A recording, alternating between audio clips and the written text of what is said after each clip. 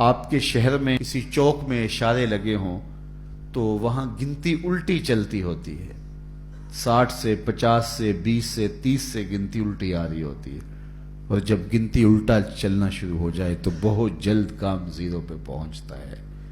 ہماری سانسوں کی گنتی الٹی چل رہی ہے اور ہم یہ سمجھ رہے ہیں کہ بڑے ہو رہے ہیں، صاحب ہم چھوٹے ہو رہے ہیں۔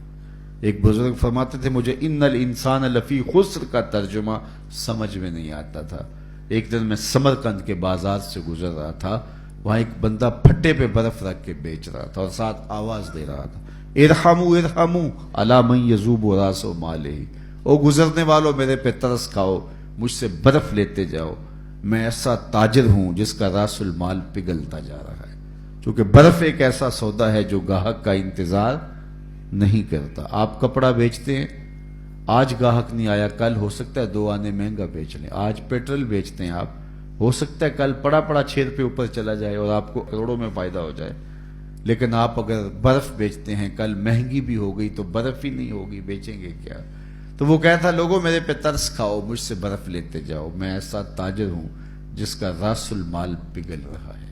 کہتے جب اس نے یہ آواز لگائی نا تو میرے قدم رک گئے اور میں نے کہا صاحب مجھے ان الانسان لفی خسر کا ترجمہ سمجھ میں آ گیا۔ جس طرح تیری برف پگھلتی جا رہی ہے میری زندگی پگھلتی جا رہی ہے، تیری برف قطرہ قطرہ پگھل رہی ہے اور میری زندگی سانس سانس پگھل رہی ہے۔ اور اگر تو اب بر وقت برف بیچ لے، اس کے بدلے درہم لے لے، دینار لے لے، پارچہ جات لے لے، کوئی جنس لے لے تو تجھے فائدہ ہے۔ اور میں بھی ان سانسوں کے بدلے درود پڑھ لوں، ان سانسوں کے بدلے قیام کر لوں، رکوع کر لوں، سجود کر لوں، کسی دکھی کے سر پہ ہاتھ رکھ دوں، کسی مشکل میں پھنسے ہوئے شخص کو چھڑا دوں تو یہ میری سانسیں کام آ جائیں گی۔ ورنہ یہ سوئے ہوئے بھی میری زندگی ٹوٹ رہی ہے اور میری سانسیں ٹوٹ ٹوٹ کے مجھ کو کاٹ رہی ہیں، یہ ایک آری ہے جو چیر رہی ہے۔ حضرت سیدنا علی المرتضیٰ فرماتے ہیں، شیخ زادہ نے بیضاوی کے حاشیے میں لکھا آپ کا قول کہ یہ سانسیں موت کی طرف اٹھنے والے تیرے قدم ہیں، تو قبل اس کے کہ وہ وقت آئے کوئی حجت نہ رہے، مجھے آپ کو آج موقع ہے، آج سا بھی نے کھلے راہ بھی نے، انج ٹوک نوکھڑے ٹکڑے نہیں، ٹر پویں تے پینڈے مک جاندے کار بیٹھیاں فاصلے مکنے نہیں۔ آج موقع ہے۔ وہ ایک فقیر تھا، بازار میں کھڑا رو رہا تھا تو کسی نے گزرتے ہوئے اسے رک کے کہا بابا کسی نے مارا ہے؟ کہا نہیں ایسا تو کچھ نہیں ہوا، لیکن کیوں رو رہے ہو؟ کہا کہ بس گزرتے گزرتے لوگوں کو دنیا میں کھوئے ہوئے دیکھا تو دل میں رحم جاگا، تو میں نے سوچا ان بندوں کی رب کی صلح نہ کروا دوں، تو میں نے اس سے بات کی، آواز آئی لے آ میری چوکھٹ پہ، ایک آنسو پہ سارے گناہ معاف کر دوں گا۔ میں بڑا خوش ہوا اور میں نے ان سے بات کی تو یہ الٹا میرا مذاق اڑانے لگے، جا بابا کام کر، تجھے کیا پتا۔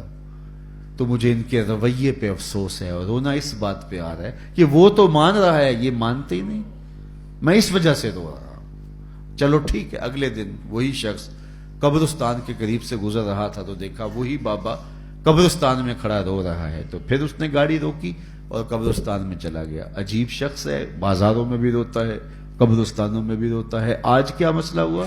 کہا آج مسئلہ بھی کل والا ہی ہے۔ کیا مطلب؟ کہا کل گزرتے گزرتے ان کو دیکھا اور دنیا میں ایسے کھوئے ہوئے دیکھا کہ رب کو بھولے ہوئے تھے، دل میں ترس جاگا، خیال آیا ان بندوں اور رب کی صلح کروا دوں۔ وہ تو مان گیا لیکن وہی نہیں مانے، مایوس ہو گیا ان سے، تو آج ادھر نکل آیا اور آج خیال ہوا ان قبرستان والوں کی اور رب کی صلح کروا دوں۔ تو دلچسپی سے پوچھا آج کیا بنا؟ کہا آج یہ مان گئے ہیں، وہ نہیں مانتا،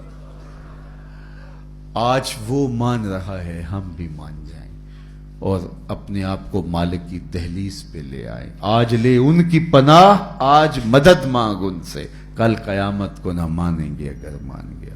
آئیے میں اور آپ اپنی زندگی کو اللہ اس کے رسول کی راہوں پہ ڈال دیں اور ایک ایک سانس ان کے نام وقف کر دیں، عزم کر کے اٹھے آج کے بعد نماز ترک نہیں ہوگی، ذکر کا چراغ روشن رکھیں گے، قرآن مجید سے وابستگی ہمارا مزاج حیات رہے گا، جئیں گے تو حضور کے لیے، مریں گے تو حضور کے لیے، پھر یہ دنیا بھی ہماری ہے، آخرت بھی ہماری ہے۔ اللہ مجھے آپ کو اپنی پناہوں کا نور دے۔